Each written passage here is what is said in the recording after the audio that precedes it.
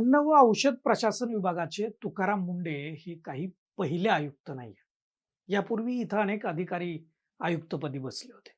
त्यातल्या किती अधिकाऱ्यांनी मुंडेंसारखं चोखपणे काम केलंय आणि केवळ हे एकच खातं, हा एकच विभाग माणसाच्या जीवन मरणाशी संबंधित नाही.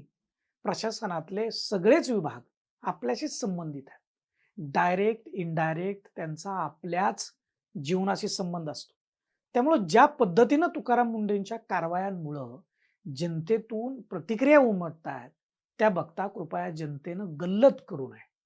तुकाराम मुंडेंचं काम चांगलंच आहे, पण इतर अधिकारी का असं काम करत नाहीत आणि त्यांच्या जागेवर यापूर्वी ज्यांनी काम केलं त्यांनी भेसळयुक्त अन्न लोकांना का खाऊ दिलं? का भेसळखोरांवरती कारवाया केल्या नाहीत? याचं उत्तर आपण आपण म्हणजे जनतेनं मागितलं पाहिजे. आणि सरकारकडे या कामचुकार गल्लेभरू अधिकाऱ्यांवर कठोरातली कठोर कारवाई करण्याची मागणी केली पाहिजे. त्यासाठी जनतेचा दबाव निर्माण झाला पाहिजे. पण हे होईल का?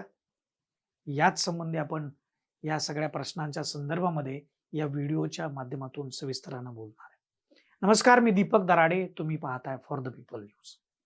मंडळी, भेसळखोरांवर आणि बेकायदेशीर गुटखा विक्री उत्पादन करणाऱ्यांवर तुकाराम मुंडेंनी ज्या पद्धतीनं कारवायांचा धडाका लावलाय, त्यासाठी साहेबांचं कौतुकच केलं पाहिजे.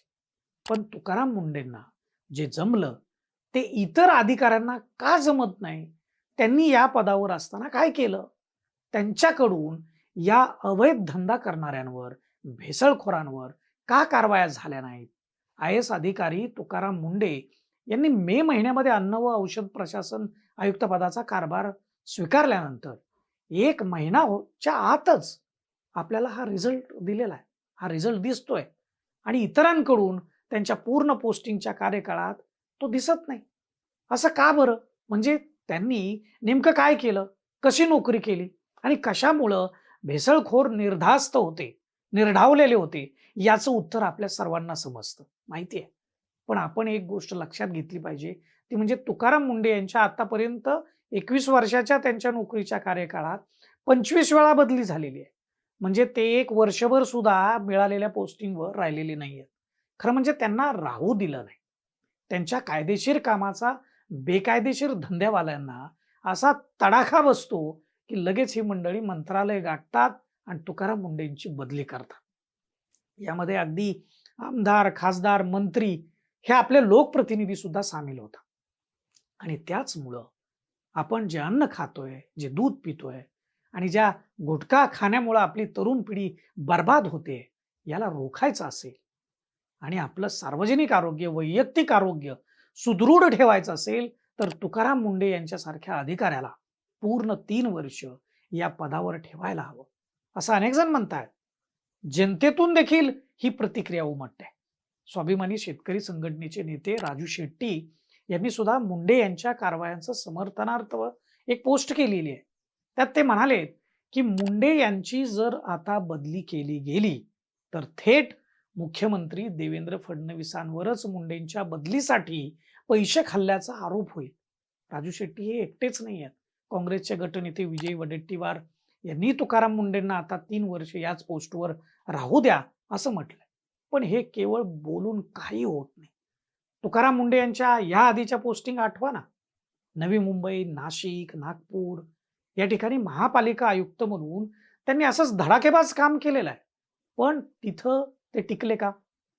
बदल्या झाल्याच की त्यांच्या. तेव्हा पण लोक रस्त्यावर आले. बदलीच्या विरोधामध्ये आवाज उठला गेला. पण उपयोग काहीच झाला नाही.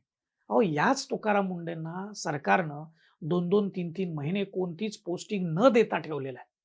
काय केलं त्यावेळी?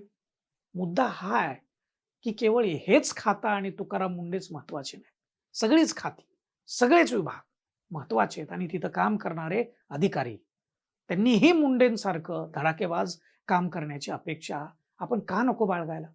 म्हणजे बाकीच्यांनी गल्लेभरू काम करायचं आणि आपण मूलभूत गोष्टींसाठी किड्या-मुंग्यांसारखं जीवन जगायचं. आपल्याकडे पैसे कमी नाही आहेत. हजारो कोटी रुपये आपण प्रकल्पांवरती खर्च करतोय. पण ते प्रकल्प खरंच नीट होतायत का? रस्ते, पाणी, वीज, शाळा, रुग्णालय चकाचक आणि दर्जेदार होत आहेत का, याचा हिशोब मांडला गेला पाहिजे. तुकाराम मुंडेंचं कौतुकच आहे. पण आपल्या प्रशासनाला लागलेली कीड साफ होणं खूप आवश्यक आहे. कारण सर्व विकास प्रकल्पांची अंमलबजावणी हे प्रशासन करीत असतं. त्यामुळे ते नीट असणं गरजेचं आहे. जे अधिकारी अडथळे ठरत असतील, कामचुकार असतील, तर त्यांच्यावर सरकारनं कारवाई केली पाहिजे. त्यांना नोकरीतून काढून टाका. 150 कोटी लोकसंख्या असलेला हा देश आहे आपला. इथं अनेकांना नोकरी हवी आहे. त्यामुळे लायकीची लोकं नव्यानं घ्या. पण या कामचुकारांना पोसू नका. आता हेच बघा, तुकाराम मुंडेंनी अन्न व औषध प्रशासन आयुक्तपदी येताच कारवायांचा धडाका सुरू केला. अवघ्या 6 ते 7 दिवसात 200हून अधिक ठिकाणी धाडी टाकून 102 जणांना त्यांनी अटक केली. या गुटखा माफियांचे संघटित जाळं जे आहे ते मोडून काढण्यासाठी त्यांनी गुटखा व्यापाऱ्यांवर मकोका सारख्या कठोर कायद्यांतर्गत कारवाईचे आदेश दिलेले आहेत. पदभार स्वीकारल्यानंतर अवघ्या 48 तासामध्ये भेसळ करणाऱ्या 27 युनिट्स सील करून 20 लाख रुपयांचा मुद्देमाल जप्त केला होता. त्यामध्ये बनावट दूध होतं, रासायनिक पद्धतीनं पिकवलेले आंबे, पनीर, आईस्क्रीम अशा खाद्यपदार्थांच्या उत्पादनांवरती कारवाई केली.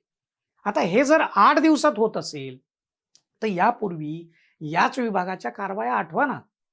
दिवाळीच्या तोंडावरती भेसळयुक्त खावा पकडला आणि उन्हाळ्यात भेसळयुक्त बर्फ उत्पादकांवर कारवाई केली. एवढंच आपण बघितलं, ऐकलं, वाचलं.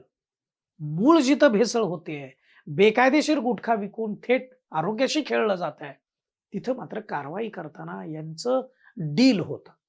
आता मुंडेंच्या बदलीसाठी सर्व भेसळखोर एकत्र येऊन फिल्डिंग लावतील. तेव्हा आपण काय करायचं हे पण ठरवा.